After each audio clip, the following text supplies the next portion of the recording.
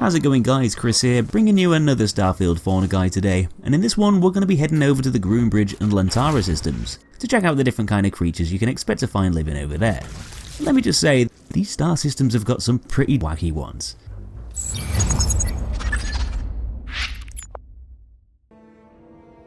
So Groombridge is a level 25 system not too far away from Cheyenne on the star map.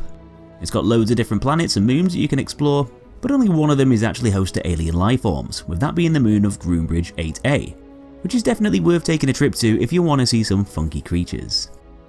There's a total of 6 fauna types on this moon, and one of the more common aliens which can be found scouring the lands in massive herds is the flocking shroom-head grazer, a bipedal dinosaur-esque thing with a really unique appearance. It's covered in weird fungus-like protrusions and dark spots, several arms without hands or fingers, a long tail, and even a rounded beak mouth, just to top it all off. Shroom heads can be found pretty much all over the moon's surface, covering most of the different biomes, mainly in the forested and mountainous regions, and it's pretty rare that you'll ever see them alone, usually accompanied by loads of buddies. Although they could all choose to take you on when threatened, having a defensive temperament and power in numbers, these guys aren't particularly hostile towards humans, letting you pass through herds safely without charging. They'd obviously rather you weren't there, but considering they've got venomous attacks and can strike over range, this is probably a good thing, choosing to reserve their energy for one of the moon's predators instead. Another thing you're very likely to see flying around all over Groombridge VIII-A is an aerial creature called the cassowary grazer, a prehistoric pterosaur-styled alien also found flapping around most of the moon's different environments. The only thing these guys have really got in common with cassowaries is that large head crest, which in this case covers the entire top part of the creature's face. Aside from that, these things have a completely different body structure, able to fly around high up in the sky, having a pair of large wings, rather than running around on the ground like an angry emu. Because these cassowary aliens can be found in many of the moon's biomes, they've adopted different colour patterns depending on the climate, with them generally being really vibrant and beautiful looking when you take a closer view. To complement those pleasant looks, they've also got a peaceful temperament too, often coming over out of curiosity, but never choosing to attack, keeping themselves to themselves. Which is more than I can say for the next creature, being the hunting bright cage, an alien that's very reminiscent of a giant spider, apart from the fact that it's only got 6 legs. Now these things are basically the shroomhead's biggest enemy, being one of the moon's most aggressive apex predators. They're pretty interesting for a few reasons, mainly because their entire abdomen is essentially a cage structure containing a nest-like ball of webbing, which has a tendency to bounce around within the cage as the creature scurries around. They've got a very similar face and overall appearance to a spider, typically found in small groups or pairs, either lying around or chasing after those poor shroom heads, which, despite being bigger, are also generally weaker and more prone to becoming the bright cage's prey. They've got a fairly vicious temperament, often meaning that they'll likely chase you down too, and lash out with those close-range venomous attacks. And with the bright cage being found in most of the moon's biomes within its different forests and mountains, you can expect to bump into them quite a lot here.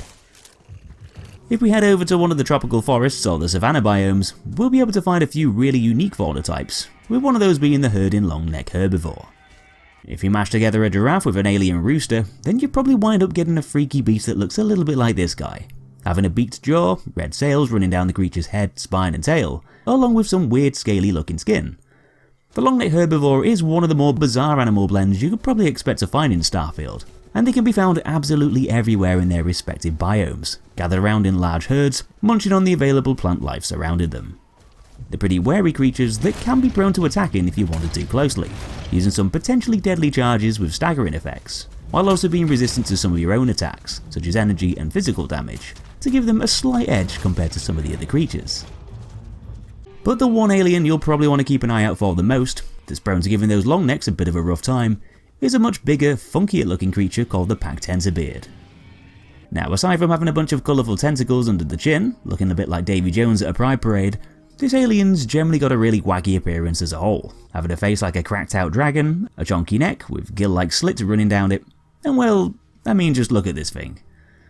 The tensorbeard sure is a strange one, though you still shouldn't underestimate its goofy looks, being one of the moon's most powerful predators, eager to hunt down those long-necked herbivores in small groups, while also posing a problem to yourself too, being highly territorial. They've usually got a lot more health than your average creature, and having all that size and mass give them more powerful attacks that can cause laceration damage, while also giving them increased armor penetration too. So not exactly an alien you'll want to mess around with. though the last creature you'll be able to find here on Groombridge VIII-A is one you've probably seen countless times before, especially if you watch my other Starfield fauna guides. This is of course the beetle grazer, a small peaceful fauna type that can be found scurrying around all of the moon's forested environments. They're pretty popular creatures to be found around the galaxy, having a few very similar variants spread out over star systems in the game. So that pretty much sums up the Groombridge system, but let's move over to another one with even more unique alien creatures to check out, with our next destination being the star system Lantana, a level 31 with several planets and moons sustaining alien life. And the first one we're going to drop down to here is Lantana III, which is definitely a good place to start off with. Now on first inspection of this planet, definitely up there with some of the most beautiful places you can explore in Starfield, having lots of dense colourful plant life and some pretty nice scenery. Though despite having those gorgeously lush biomes, it's best not to be deceived by all that eye candy, with it actually being one of the more hostile planets you can touch down on. There's a hell of a lot of stuff here that wants to kill you, with one of the planet's most notorious offenders being the swarming cockroach, quite possibly one of the most annoying creatures you'll encounter in the entire galaxy. Lantana III is absolutely teeming with these pesky things all roaming around most of the planet's biomes, in large groups spread out all over the place, patrolling the lands, looking for something to bully. They're basically giant space cockroaches with armour-like shells, lots of bristly legs and spines, and a really nasty attitude, determined to make the lives of other fauna and yourself a bit of a misery, all swarming and overwhelming their targets as the name implies. This fact alone is enough to make them pests, but the main reason why they're so effective at harassing their opponents is down to them having ranged attacks that can somehow pass through solid objects, which also happen to deplete your oxygen levels, blurring your vision, disrupting your movement, while constantly chipping away at that health bar with relentless attacks. And because the planet's so populated with these bloody things, getting into fights with them is almost unavoidable. The nasty creatures certainly don't end there though, with also being home to the apex brain sprout, a big lumbering cattle-like creature that's also prone to charging should you get too close. These guys have got really weird faces, having fly eyes with a load of fungus-like stalks growing out from them, along with a crazy looking mouth with oddly shaped teeth. They've got long, chunky tails and bodies with strange holes in them, also sprouting fungus-like strands, and generally a bit of a gross looking bloated appearance overall. Sort of looking like something that could feature in The Last of Us, if The Last of Us had mutated alien cows that is. Apex brain sprouts are tough, resilient creatures with lots of health and deadly attacks. They're surprisingly quick for their size, and they're able to shoot electrical pulses through the air at their targets too, should they be out of range of the creature's tail swipes and headbutts, which is the brain sprout's primary way to attack their foes. But let's take a little bit of a break from all those violent nasties to discover one of Starfield's more simple yet graceful aliens, which can also be found on this planet too, in practically all of its environments. The puffball filterer is basically what it says on the tin, a floating spherical creature that just bobs around in the air. It's covered in small spikes, and can be found in different colours depending on the climate, often seen high up in the sky, sometimes in small groups. They're not exactly the most energetic things, just simply floating around, with not very much else to do, apart from looking like a sea mine. Another creature that doesn't tend to be very aggressive, despite looking as evil as it gets, is one called the herding brain squid scavenger, basically a spider-like alien with a brain for a head. Now these guys look very similar to the Dropsarm creatures on the planet of Aquila in the Cheyenne system, basically being the same sort of species, with all the same physical features, having those 6 spiky legs, a brain head covered in eyes, and some massive fangs protruding out from the front of its face. But this variant's got a few different characteristics, being far more likely to run away from you rather than attack, also prone to hanging around in small groups, and being unable to dig underground to escape from battle or sneak up on unsuspecting prey, making them a little bit different. These brain squid creatures can be found in most of the planet's biomes, and although these variants aren't typically known for hunting down humans, they are likely to try and take on other fauna types, often picking fights with the apex brain sprout, which usually ends up coming out on top.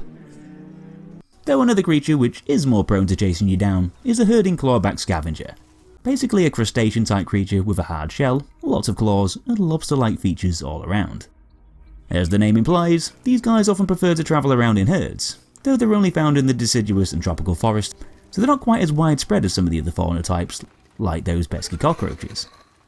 The clawback is also another potentially hostile creature, which might not be as vicious as the cockroaches, but still isn't exactly very shy when it comes to getting into fights, often known to stand its ground and attack should you tread too close to its group. And with the creature having resistance to blast and physical damage due to that tough outer casing, this gives them all the more reason to try and take you on, and be a bit more gung-ho. So the last creature on this planet will be another familiar one if you've checked out my other Starfield fauna guides, with that being the hunting cage brain, but these variants are generally rarer and more solitary, often found alone or in much smaller groups than others found in different star systems. But fitting into the trend of this planet too, these cage brains are much more ferocious and likely to attack on sight, being another dangerous creature to watch out for as you wander around Lantana's forests. They've got increased armor penetration and staggering attacks to make them even deadlier, and they're also more likely to blend into the scenery quite well too, making it easier to accidentally walk into their territory. So that's the most populated planet in this system out of the way, but there's still plenty more creatures to check out elsewhere, with another 3 aliens being able to find on the planet of Lantana IV, a pretty cold planet with lots of frozen biomes where its creatures have adapted to live in harsh, frosty conditions. The smallest alien on this planet, which is the only one that can live in forests outside of the frozen plains, the spikeworm grazer is another pretty peaceful creature that can be found wriggling around on the floor. If the name didn't give it away, these guys are basically worm or slug-like aliens with their bodies almost completely covered in spines. They've got a big head compared to their bodies, with a circular mouth with rows of teeth at the front, giving the creature a bit of a sinister appearance. Despite looking a bit mean though, they're not out there to make any enemies, choosing to live a simple life, foraging on the planet's floor, with green variants able to be found in the forested environments, and pale white ones slithering around in the snow, if you venture into the colder climates. The frozen biomes is where you're going to run into Lantana IV's other fauna types, with a common one being the flocking shardhopper geophage, basically giant purple space crickets with lots of pointy limbs. You might recognise these creatures if you've been to the planet of Gagarin in Alpha Centauri, as they're exactly the same variants, only ones which have adapted to live in frosty conditions. They've got a sort of metallic look to them, with shiny jagged armour plating encasing their legs and bodies, with lots of antennas and sharp pointy bits, generally seeming like something you wouldn't want to fall on top of. These shardhoppers act a lot like those Gagarin counterparts, chilling out in groups, hopping around the landscape, and often choosing to swarm at you if you wander too close by. These guys don't really like to be disturbed. But another much more menacing creature you'll often find hanging around in the same frozen biomes is a really weird alien called the hunting Iguanodon, which is basically Lantana IV's apex predator. Now these things sort of resemble giant alien ants with 2 scythe-like arms, 4 legs, sort of a thin necromorph-like body, and loads of funky blue blobs dotted around all over their faces, which could possibly be used as sensory organs for navigating around and hunting prey. Speaking of hunting, the clue's in the name with this one, as you can expect the Iguanodons to go chasing after those shardhoppers, using melee strikes and ranged gooey projectiles to attack them from both up close and from a distance. They also like to use these on yourself too though, so it's probably not a wise idea to give you any reason to be straying nearby, having resistance to energy and physical damage, able to use a lot of gnarly attacks that's sure to leave a bit of a dent in your health bar. Anyway, our last destination in this guide is the moon of Lantana VIII-B, a place with quite a lot of different biomes considering its smaller size, with another 3 different fauna types for us to check out there too. The first one we're going to take a look at is probably the moon's most common creature, with that being another wacky dinosaur-shaped one called the flocking orchid geophage. This thing's got a long tail that forks into multiple appendages, a bit of a bony body with its ribcage partially being visible, and of course, let's address the elephant in the room, with the orchid having one of the strangest heads in the entire galaxy, sort of looking like it's been cut off, only to have a big spine worm sticking out from its neck hole, which is covered in beady eyes. Not to mention the massive bone-like structures jutting out from either side of its head too, making this creature look even more bizarre and unique. You can find these guys practically everywhere on this moon, able to live in many of its different biomes, giving them slightly different colours depending on the environment. And although they don't like to be disturbed, they're not known for chasing after humans, which is more than I can say for the next creature in the list, being Lantana VIII-B's most hostile. This is a creature that you might be a bit familiar with if you've been to the planet of Neera in the Narian system, a big, nasty, heavily armoured cat-like alien with a bear trap for a head. These are the Sirens, one of Starfield's more relentless fauna types, usually known for making the lives of other creatures and human explorers a bit of a living nightmare, being quick, agile, powerful, and able to soak up a pretty hefty chunk of damage, following the typical sort of behaviour of a predatory mammal, albeit a very, very angry one. This definitely isn't a good thing for you or those orchid creatures, made even worse by the fact that they're practically everywhere too,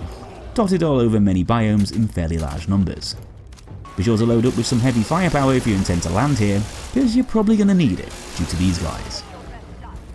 Though at least not all of the fauna here wants to rip your head off, also being home to the jellyfin filterer, a very placid creature which floats around gracefully in the air looking a little bit like a hovering UFO. Aside from looking jellyfish-like in appearance, they've also got plant-like qualities to them too, having parts growing out from them that look a little bit like coral, having a flat head with its brain being encased in some sort of translucent membrane that kinda looks a little bit like water. This is yet another creature that can be spotted all over the moons in many biomes, being peaceful in nature and unknown to attack you or the other aliens which inhabit Lantana VIII-B. Thank God for that. So that's all for this one guys, hit that like button if you enjoyed the video, and if you want to see more, make sure you're subscribed to check out loads of other guides on Starfield and other games, old, new and coming soon. Thanks for watching, and I'll be seeing you in the next one.